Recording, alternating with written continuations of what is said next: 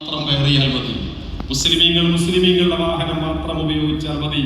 ഹിന്ദുക്കൾ അവരുടെ ഭക്ഷണം കഴിച്ചുകൊണ്ടിരിക്കട്ടെ. നമ്മുടെ നാട്ടിൽ നാം ഇതുവരെ കേൾക്കാത്ത രീതിയിൽ നമ്മെ ഭിന്ന ഭിന്ന ഭിന്ന കർത്തൃകങ്ങളാക്കി മാറ്റുന്ന തരത്തിൽ ആ അസഹിഷ്ണുതമെല്ലാം കളം പിടിച്ചു വരുമ്പോൾ സങ്കടം പറയാതിരിക്കാൻ വയ്യ. ബാബരെയും അത് പിടിച്ചിരിക്കുന്നു എന്നുള്ളതാണ് സങ്കടകരമായ കാര്യം. ഇന്നലെ കേട്ടത് ബാബർ ഒരു അക്രമകാരിയാണ് അത്ര. എന്റെ കാര്യം വിടൂ, ഇവിടെ ഇരിക്കുന്ന അധ്യക്ഷന്റെയും സ്വാഗത പ്രാസംഗികന്റെയും കൃതജ്ഞതാഭാരമേറ്റു നിൽക്കുന്ന പ്രിയപ്പെട്ട സാറിന്റെയും കാര്യം വിടും, നമ്മുടെ കാര്യം വിടും.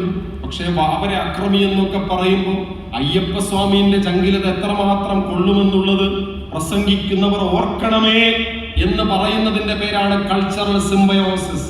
നാം സാഹോദര്യത്തിന്റെ മടിത്തട്ടിൽ ജനിച്ചു വീണവരാകുന്നു. നമ്മളെ കള്ളിതിരിക്കാൻ ഒരു ശക്തിക്കും കഴിയുകയില്ല എന്ന ദൈവപ്രസാദത്തിന്റെ പ്രഖ്യാപനമായി 18 പടിക്ക് മുകളിലിരിക്കുന്ന തത്വമസി, അതിന് താഴെ ഇതാ കുരുമുളകും പഞ്ചസാരയുമായിരിക്കുന്നു ബാബർ. ബാബർ അക്രമകാരിയോ എന്ന ചോദ്യത്തിന് ചരിത്രത്തിലൊരു പ്രഖ്യാപനമുണ്ട്. സാക്ഷാൽ പന്തളം രാജവംശത്തിന്റെ മഹാരാജാവ് കൊല്ലവർഷം 968 കർക്കടകം ഞായർ 15-ാം തീയതി, അതിനൊരു 100 കൊല്ലം മുമ്പ് വേറൊരു ജമ്പു പട്ടയമുണ്ട്, അത് ഞാൻ വായിക്കുന്നില്ല, സമയം നീണ്ടുപോകും. ഈ കൊല്ലത്തിൽ പുറപ്പെടുവിച്ച ഒരു ചെമ്പ് പട്ടയത്തിൽ സ്പഷ്ടമായി ആരാണ് ബാബർ എന്ന് പറയുന്നുണ്ട്. കാഞ്ഞിരപ്പള്ളി പ്രവൃത്തിയിൽ, കാഞ്ഞിരപ്പള്ളി മുറിയിൽ പള്ളി വീട്ടിൽ കുടിയിരിക്കും ശിങ്കാര മുഹമ്മദ് മഹദുവിന് ഉടയവർക്കായി നമ്മുടെ വകയായി എഴുതി തീരുവയില്ലാത്ത ശബരിമല ക്ഷേത്രത്തിൽ, അത് കഴിഞ്ഞുണ്ട്, ആയുർവേദ ഗുരുഭൂതറായ ബാബർ സ്വാമിക്ക് മുഴുവൻ ഞാൻ വായിക്കുന്നില്ല. ബാബർ ആരാണെന്നുള്ള ചോദ്യത്തിന് പന്തളം രാജാവിന്റെ ചെമ്പുപട്ടയം പറയുന്ന മറുപടിയാ, ബാബർ സ്വാമി എന്ന ആയുർവേദ ഗുരുഭൂതർ എന്ന സൂഫി മിസ്റ്റിക്. സകലമാന ദൈവങ്ങളും ഒന്നു തന്നെ, നമുക്ക് മുന്നിൽ ദൈവങ്ങൾക്ക് ഭേദബുദ്ധിയില്ല.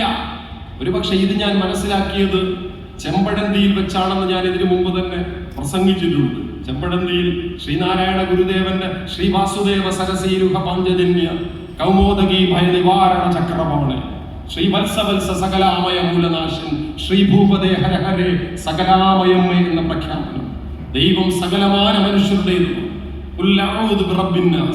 മലിക്കിന്നാസ് ഇലാഹിന്നാസ് മിൻ ശർറിൽ വസ്വാസിൽ ഖന്നാസ് അല്ലദീ യുവസ്വിസു ഫീ സുദൂരിന്നാസ് മിനൽ ജിന്നത്തി വന്നാസ്.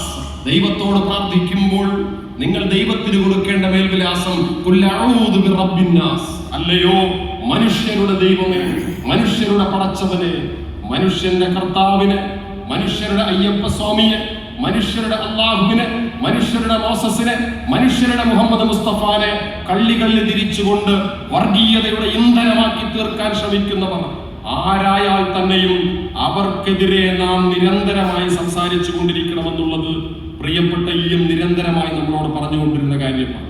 ഞാൻ എൻ്റെ വർത്തമാനത്തെ നീട്ടുന്നില്ല. ഇതിനെല്ലാം നമുക്ക് ബലം തരുന്ന ഒരു പ്രസ്ഥാനമുണ്ട്, ഇന്ത്യൻ